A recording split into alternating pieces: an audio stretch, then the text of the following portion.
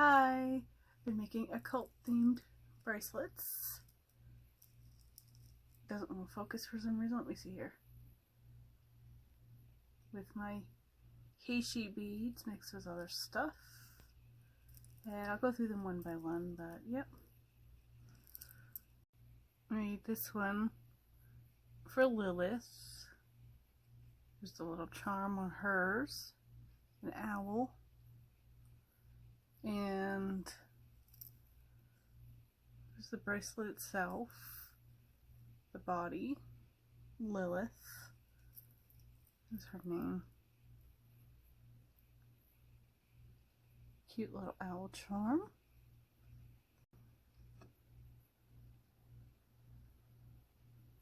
I made this one. It says Layla. It is about Layla that Aleister Crowley refers to in his works. She's supposed to be like the epitome of a woman, the epitome of, you know, beauty and desirability in a woman, from what I gather. There's that. It's got some pink tiger's eye. It's dyed. Metallic beads, and the beads are pink. Wanted to make it really feminine. And it says her name, Layla. It's super tiny, but I have a small hand and small wrists, so it fits me kind of like that. But I thought that was really cool. So, Layla made is for Babylon. She's represented by red and purple and wearing fine stones. So that is an Australian amethyst. Those see-through beads are, and that is purple tiger's eye, which I think is appropriate for Babylon. Little red accent beads. And red heishi beads.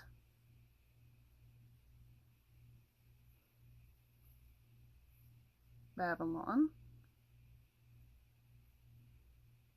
I have these three here that I made for Hecate or Hecate or Hecate, however you say it. I have three different styles. They're representations of her.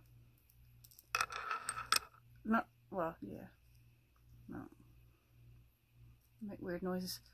This one is a blue themed one because she's represented by the color blue sometimes for royalty and something of the ocean things. And usually when you see spiders and shit, it's supposed to be a sign from Hecate.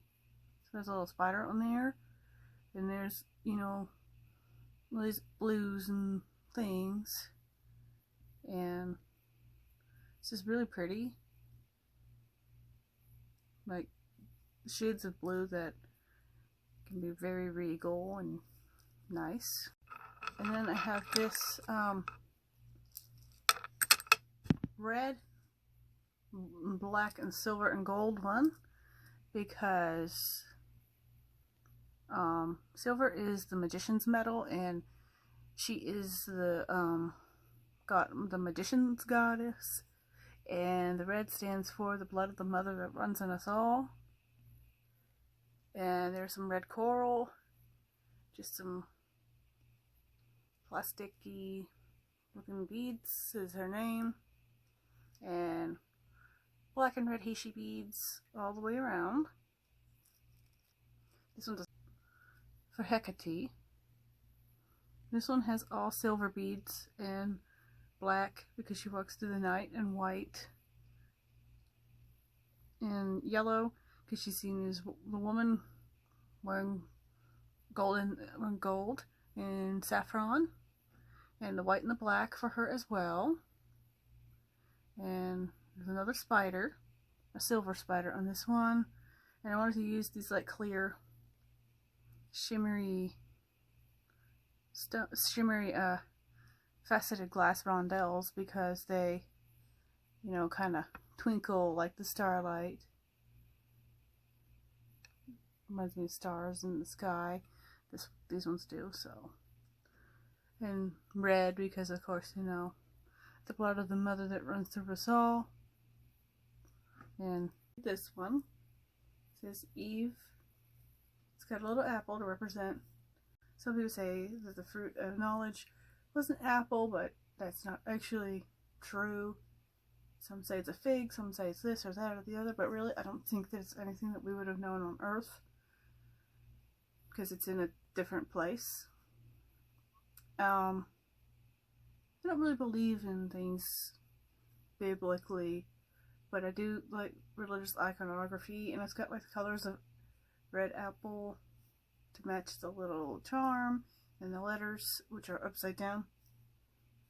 But I think that's kind of cool, because she was kind of like the first one to question the authority of the supposed one true God, which I don't believe there's one true God. I believe there's many gods and deities and whatever else. So yeah, the first one too. And I have different views on Satan than biblical things. Kind of represents like your own like independence and free thinking. So she made up her mind to learn in spite of what the Creator told her. She chose free will. She chose knowledge, logic, and not to just be handed things to learn and to know and to realize. Knowledge is power, and she gained knowledge by consuming the fruit. They gained knowledge. So that's why I like her as a character. It's not her fault. It's not her fault that Adam cast Lilith out. In some stories, Lilith was cast out of Eden. She was actually the first woman, or there were more than one, but she wasn't into the whole missionary thing. She wanted to be the beast with two backs, and he wasn't down with that. He wanted a woman that was more submissive for him in some lore. So Eve was created because he would do as he wanted, just, you know, by the natural way she is. So, you know, to me the represent one is kind of like more dominant and free thinking. And, I mean, not free thinking so much, but independent. That's her own thing. And Eve, not as submissive as you would think, but sexually so. Represents kind of like a different femininity. Like, they represent, like, different, you know, ends of femininity. Which are both fine and dandy if that's what you want. You know? But yeah, I digress. Here are my occult bracelets. Got Lilith, Eve, I have a few few that are thematic. I mean, that are Hecate themed, and it won't focus, damn it. Well, the 3 that are themed for Hecate. Turn the damn thing. She helped Demeter find Persephone in the underworld as well. So yeah, I like Hecate. She's cool. And there's Layla. And she's kind of like the ultimate, like, feminine beauty. So I kind of connect with that as far as, like, femininity goes. To embrace my more feminine part of me. And then there's Babylon. She's actually a really, really cool entity, deity thing. I don't like the way that the Bible portrayed her as this horrible person that deserves to burn, because nobody does. And it's kind of like, I am very much not into Abrahamic religions. If you are, that's your thing, but I have my reasons why I don't. I don't believe in Jehovah or any of the Abrahamic religions for that matter. But I'll get more into that later. And for one thing, dude's name's not Jehovah, it's Yahweh, because back then J's were not in the alphabet yet. At least not in the Hebrew alphabet. Those didn't come along till the 1500s. So that's not God's name.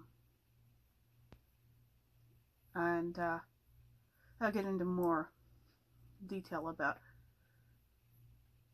that. But I'll stop right there, so don't need a theology lesson here. But, yep. It's my stuff. I've been playing around with Hishi beads a lot, so yeah. Listen to that sound. No, it's not focusing properly, but listen. I love it. Gorgeous.